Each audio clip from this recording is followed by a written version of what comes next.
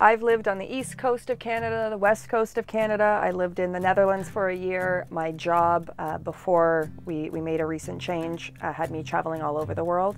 And so I was out of a suitcase living, and so the van seemed really appealing. I'd been used to traveling and living out of a suitcase, so the letting go of my home had been quite easy. We sold the property I had before we got our fifth wheel, and once the van was finished, we sold his property as well. So it's the majority of our marriage has been in the van, but it's the majority of the time we've known each other. We've lived in this van, and so I can't imagine life without it. No. Working from home is really awesome, and people work really hard to get to that stage. But I quickly got to the point where working from home meant I was chained to home. I couldn't go anywhere, I wasn't doing anything, I'm not walking, I'm just sitting at home. And so we wanted to have a home that was going to force us to get out and get traveling. I have no idea how we did it. We had planned everything to a really tight timeline, which we now tell people not to do. But it ended up with delays in the delivery of our Sprinter. It meant that Raynor had 36 days to go from bare metal to we needed to cross into the US and get down to my next job. And I am blown away by what he did. And the van as it is today is the layout that we started with, but there are so many things that have been approved upon and that we've just made little tweaks. Like the garage when we first started was just an open mass because we didn't know what we wanted to do back there. So it took us over a year on the road to figure out how we were going to set that all up. Hi, I'm Madison. And I'm Raynor, and this is our 2017 Mercedes Sprinter. Her name is Belle. It's 3-liter turbo diesel. We upfitted the whole van fairly rapidly, actually. It got delayed on the boat, so we got to do it really speedily. Since we've been on the road, we've been 2 years, 62,000 miles, 100,000 kilometers, and we have added 2 light bars to the van, one to the front at the bottom and one up top. So if you can see here on the front, there's a bit of a different color here.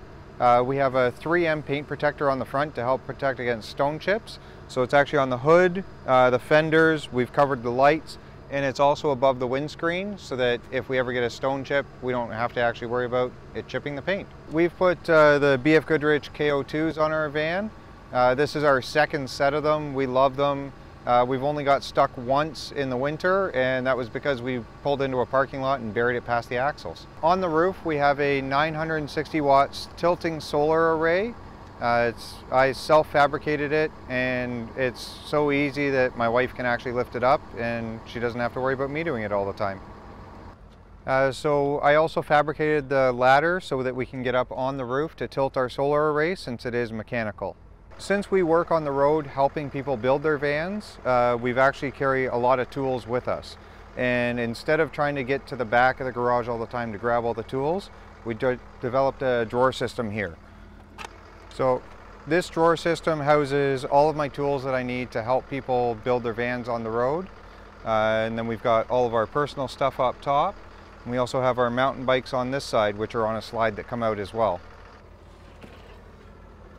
So we have 700 amp hours of Battle-Born lithium batteries, and we have a Victron 3000 watt inverter to power everything, and a Victron 80 amp solar controller as well. And that powers everything in our van, from our induction cooktop to milk frother, toaster, and Madison has a kick-ass desktop computer, which she'll show you on the inside. So welcome to the inside of my home. Our layout was really designed around how we were going to be able to make money on the road. And from there we knew we didn't want to have a hybrid bed. And so those two things kind of defined a lot of our layout, and everything else filled in from there. This is where we feel most at home, most comfortable, most at ease. So we did dual swivel seats in our layout. And while many people in the Sprinter vans choose to put their heater underneath the passenger seat is my shoe cubby. It's my favorite magical place because I can fit so much stuff in it. We also added this cargo net, and it holds all of our window coverings, reflectics, our roof vent insulators, because we live in Canada and it gets really, really cold. So all of this gear actually just ties up with a chip clip. It was one of the cheap, simple things we did on the road, finding the need for it. So this is my desktop setup. For years before we moved into the van, I was already working remotely as a data analyst with various Canadian and US companies. And it requires some fairly serious computing power. So this is a liquid-cooled, custom-built desktop computer that I use a ultra-wide screen monitor with. And we put this on a nice swivel mount. So while this is my office, this also pulls out and allows for movie night from our chairs or from bed. And so it's been a really nice, easy thing to have in the van. So this desktop is actually mounted in a way that you need to remove the countertop and the drawer to be able to take the desktop. And so from that, protecting yourself from the smash and grab risk of burglary, this is going to be a really hard thing. And so we're fine to let them struggle to get that out and not grab the things that we can't bolt in place as well. Our drawer system, we designed it planning what we were going to have inside them. And so we have the, quintessential junk drawer everyone has that also has the keyboard and the mouse pad and all of those fast grab things. But we also did things like the bottom drawer, which has a lock, is what we call our tech drawer. And it'll be nice and chaotic right now. And in this drawer, we added charging within it so that we could leave all of everything in here and let it charge while we drive and not be sliding all over the place. So as Canadians, we travel through a lot of extreme weather. We just spent New Year's Eve at the highest elevation town in Canada, in the Rockies. It was quite cold. With those types of travel, we plan for getting stuck and needing to stay wherever we're stuck for a long time. So this is my emergency ration drawer that I get made fun of. Because if we get stuck, we're living off beans. And then this drawer, you'll notice, is surprisingly empty. And I found in our 2 years on the road, more and more, we're pulling stuff out of the van and not putting more in. And so it's kind of exciting to start having less things around and less clutter to deal with. So this is our home control center. This just tells us the inside and outside temperature. If you're reading it, it's in Celsius. Don't get confused, Americans. This is the dial for the overhead lights. This controls our S-bar diesel heater. This is the inverter remote switch, so I can turn it on and off and set, if we're on shore power, how much amps we want to pull in. And our battery monitor. I think this is the most important thing. If you live off grid, you need to have a battery monitor. The best analogy I have is it's like trying to drive a vehicle without having a fuel gauge. If you are living off off-grid electricity, you want to have a way to monitor that. It's been phenomenal. I don't know how we did our first many months without it. Down here is the WeBoost antenna. So out on the back is the WeBoost grabbing the signal, and this is amplifying it inside. And it's made a huge difference for all of my remote work.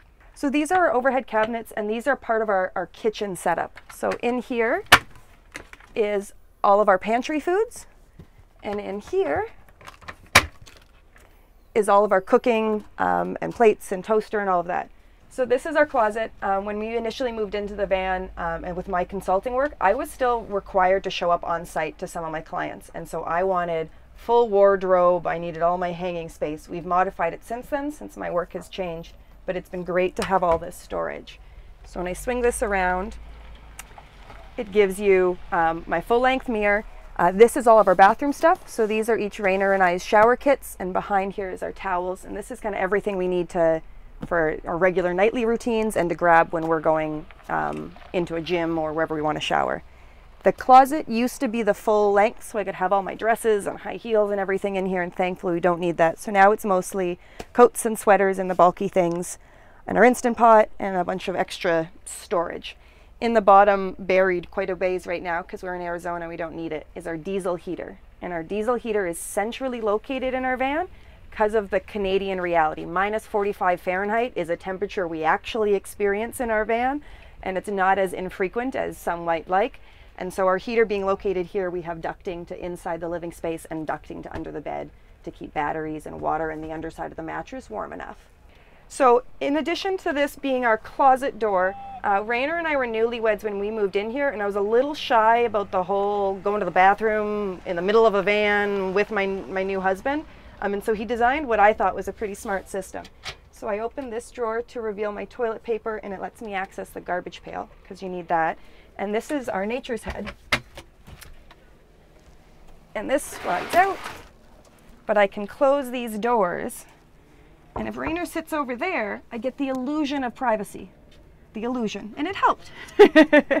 So this is a 12-volt computer fan, and we actually installed that on the road and within our first few months, because initially our heater was installed under the passenger seat where everyone installs it, and we very quickly realized we had a problem.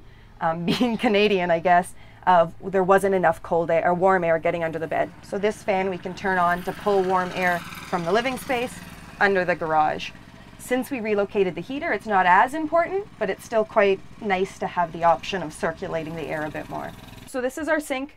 We used to do we had initially the budget Amazon faucet, and that failed within a year. And so we now have a fairly nice one from Home Depot that we like quite a bit. And it has the extendable hose that we can go even longer than this. And so that's how I washed my hair this morning to be able to do this video with you. This sink is a quartz sink, and that's meant to be a antimicrobacterial or whatever, but it's just really durable, and it's been quite great for us. Our gray tanks are underneath. We have 2 5-gallon jugs that we swap between, and we like using the jugs over a conventional RV tank because it's easier to find places to respectfully dump it. We have installed the backsplash. It's actually Home Depot stick-on tiles, and they have been phenomenal. I've been really surprised how well it's held up to the abuse of 2 years full-time in the van. And we made sure we put some here since sink is fairly close to bed. We just wanted to add some extra protection, and it's been awesome. We really like it. It's easy to wipe down, far easier than the plywood walls would have been. So you'll notice we don't have a fixed cooktop. This is for insurance reasons. That was one of the restrictions they put on us. So instead we do an induction cooktop that we can remove. So I open up my drawer, and I can plug this into the outlet that's right here. And so this is how we do most of our cooking. We also have an Instant Pot and a toaster, and as well as an electric kettle. So we're propane free in our van build. So we have an ARB slide out fridge. I'll just do this slide. And you can see we really load it up. It's the ultimate game of Tetris. Raynor is way better at the Tetris game than I, so he packs it, and when I want something, I ask him, because I will end up disassembling all of his perfect creation if I go hunting for it. And I find that's really the only trick to the chest style is if it's a couple in a van, one person kind of needs to own it so you're not packing and unpacking it constantly. But it's been quite great. Nowadays there's a few more models on the market and you have different options, but at the time, 2 years ago, this was the best one we could find, and we have no regrets over it. So this is a full queen size bed. It's a 5-inch thick memory foam. It hasn't been modified in any other way, and it's been the best bed I think we've ever slept in. People keep trying to get us to stay at their house when we visit, and we have to constantly explain, you know, we made this van, so of course the bed's quite comfortable. So in the platform bed layout, one of the disadvantages some people talk about is that the bed's not really usable space during the day, and we found our own solution for that. Since the queen size bed is actually narrower than the Sprinters are, it leaves you a bit of a gap along the side. And so there we have cushions we made to follow the curve of the wall, and they can sit there, and it lets us have couch. So there's 2 of them we can set up with our monitor. It lets us have movie nights and put into different positions, and it's been a really great way to make this a space one of us can go to and give each other some division. And speaking of division, this pole is our very DIY on the road hack. There was a chunk of time where I was working really late at night and Raynor's trying to sleep, and he's getting up in the morning and I'm trying to sleep. So we made a curtain that allows us to close off the bedroom area, and it'll blow away. As Canadians, winter is long and cold and dark. Sunsets at 3 o'clock once you're into winter, and you know it's not really bright out till 8:30. And so it's a lot of hours in a van, and that's the reason for the multiple monitors. Raynor can video game on this as well as put the desktop and watch movies, and so it's great. It's also on a pivot mount, so we can put it into different positions as we need. And behind it is all of our storage. So Raynor and I each have 3 bins, and they're just simple Amazon baskets that we can put all of our clothes in. So we both are able to figure out our own storage system within them. After building the van, we were on the road, and we had a couple people ask us, oh, can you help me with this? Can you help me with that? And then we started thinking, okay, well, yeah, we can help people with it, and we started charging a little bit for it. And then we realized, oh, this may actually be a viable business. And as our work and life in the van evolved, the van gets to evolve with us. When we set out on the road, this was the primary workspace, and this is what was making the money. And now this still is very important, but the drawer in the garage is Ray outfitted, Raynor's company, and I do all of his logistics. And so we travel coast to coast in Canada doing upfits with people, so installing custom solar arrays and heaters and all of that. And so with that job and becoming an analog nomad, it became really important to make sure that space worked for us. I think that's what I love the most about van life, is everyone you meet, you see how their layout is made for whatever it is they're trying to do, and they get to evolve as you evolve. It's really cool. Since the van, we've done coast to coast in Canada and coast to coast in the US. Just last week, we did some of the California coastline that had been closed when we were previously here. And while we did epic sunset near Big Sur, we rolled the van over 100,000 kilometers, which is 62,000 miles. Right. And so we've really, really loved the van, and there's no end. We really try to find ways to embrace whatever weather, whatever climate. Get to enjoy this outdoor space, because we spent a lot of years stuck inside at jobs we weren't really loving. It's quite neat. So we're really excited that the van brought us our travel and our sense of adventure and clarity on what we wanted to do.